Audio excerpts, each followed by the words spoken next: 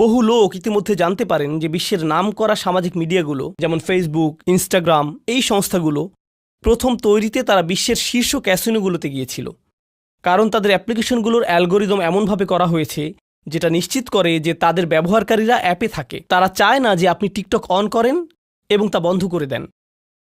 তারা চায় যে আপনি এটা অন করেন, সোয়াইপ করেন, আবার সোয়াইপ করেন, আবার সোয়াইপ করেন এবং করতেই থাকেন। এই অ্যালগোরিদম বানাতে তাদের মানুষের আচরণ অধ্যয়ন করতে হয়েছিল।